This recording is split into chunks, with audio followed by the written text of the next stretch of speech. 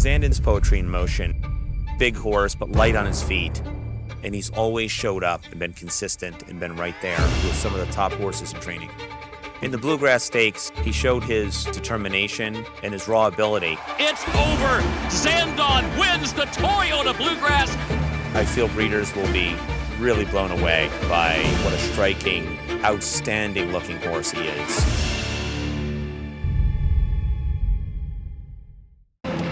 Hello everybody, Mike Welch coming to you from the paddock at Churchill Downs. We're just a couple hours away from first post for Wednesday's card, so hence a little musical entertainment in the background to go along with today's Daily Racing Form Kentucky Derby workout report, brought to you by the good folks at Spendthrift Farm, the home of five-time reigning champion sire Into Mischief and the sire of this year's Wood Memorial winner and Kentucky Derby contender, Resilience.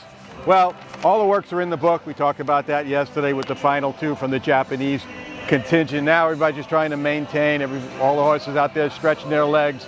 Everybody looks happy, just about, they all look good here today. Most of the action, 7:30 to 7:45 in that Oaks Derby window, but not everybody goes then. Trainer Chad Brown sent out Domestic Product in his second set at 7:30, and he's been looking good all along, and so was Sierra Leone today. He's had a good couple of weeks since arriving here. His work in company with Domestic Product, both of them look really good.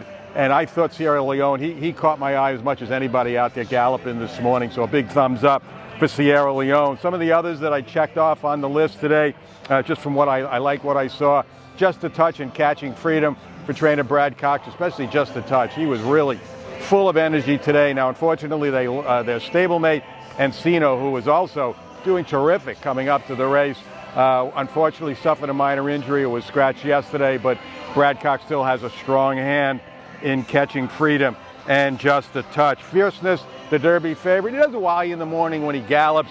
He just saves it all for his works, and especially on race day. He was out there again, one of the first ones every morning to come out and just do a little leisurely gallop again today. Resilience, I thought, as we mentioned him in the opening, Resilience I thought looked very good here. Since I've been here, his works are good. His energy level is good. He looked good again galloping this morning.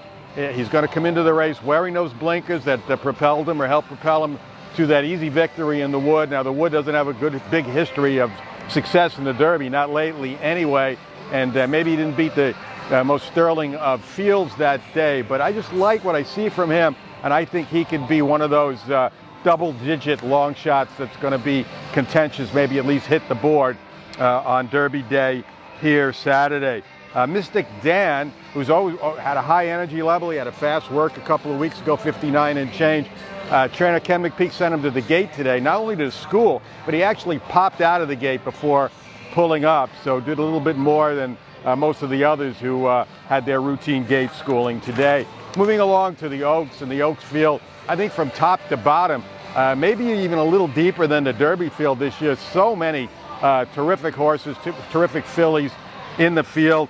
And my number one star here most days, just watching her gallop, watching her work, has been Just FYI. And she was on top of the list again this morning. Just a monstrous looking filly. She's sitting on another huge race coming off of that big work here. 2 works back. She had a maintenance work that was pretty good too last weekend. So big thumbs up for Just FYI. But looking down the list, check marks on Where's My Ring, Torpedo, Anna. Tarifa continues to look good on a daily basis. I thought Power Squeezes look good since she's been here. Ways and Means, I thought, had a good morning, and she's had several terrific works coming into the race. And Leslie's Rose for trainer Todd Pletcher, a good morning for her too, unfortunately. And she had a good work also, unfortunately parked out in post 14. But that's only one post further out than my pick for the race, and that's Just FYI. So like I said, now a couple more days to go, and then it's race time. We'll be back again tomorrow with our last look at all these horses, our last report, maybe a little synopsis, maybe a couple of little picks here to go along with it. And then it's off to the races. Oaks on Friday, Derby Saturday. So keep it right here. The best coverage of 2024 Kentucky Derby, Kentucky Oaks is at DRF.com.